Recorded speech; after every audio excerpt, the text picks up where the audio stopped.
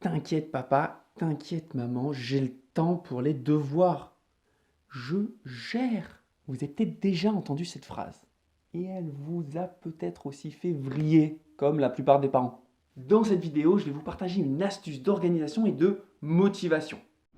Bonjour à tous, c'est Sébastien Martinez, formateur et champion de France de mémoire. Vous savez, à l'école, c'est assez facile de travailler. Pourquoi?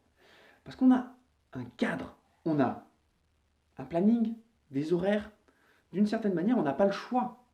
Alors qu'à la maison, on a le temps. Et c'est ça le problème. On sait très bien dans l'organisation du temps de travail, il y a une loi qui s'appelle la loi de Parkinson et qui dit plus on a le temps et plus on en prend. Concrètement, lorsqu'on a 2 dossiers à rendre, premier cas dans 6 mois, deuxième cas dans une semaine, mais dans les 2 cas en général, on le termine la veille. Et bien pour vos enfants, c'est la même chose. Donc voyons cet outil d'organisation qui s'appelle le Kanban. Alors, le Kanban, ça a été inventé par un ingénieur japonais. Ça veut dire étiquette. Et c'est appliqué dès 1950 par le champion de l'organisation, Toyota. Concrètement, avec les devoirs, 4 étapes. Premièrement, vous prenez des post-it ou des bouts de papier, enfin, ce que vous avez à la maison, et vous notez chaque devoir, chaque action à faire, un post-it, un devoir. 2, vous mettez ces post-it physiquement sur une porte de placard, sur une fenêtre, enfin sur un premier lieu. Troisième étape, chaque matin, votre enfant va prendre 3, 5 post-it et il va le déplacer dans un autre emplacement. Ça peut être une autre fenêtre, une autre porte de placard. Quatrièmement, à chaque fois qu'il a terminé l'action, il va déplacer ce post-it dans un autre endroit.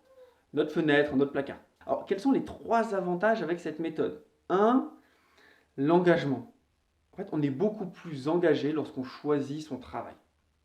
2, la focalisation. En fait, on n'a plus cette sensation de « je ne sais pas quoi faire ».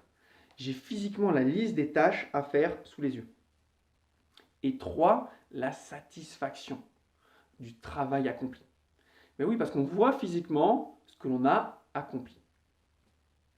Alors, important, quand vous faites les Kanban pour les devoirs, il y a 3 mises en garde.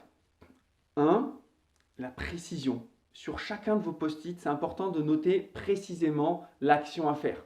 Souvent, on note faire les maths. Bon, ça, c'est trop vague. On ne peut pas savoir si l'action est terminée ou pas.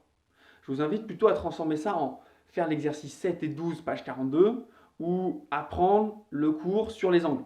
2, c'est important de vider l'action, enfin la colonne 2. Toutes les actions sur lesquelles on s'est engagé, on les termine.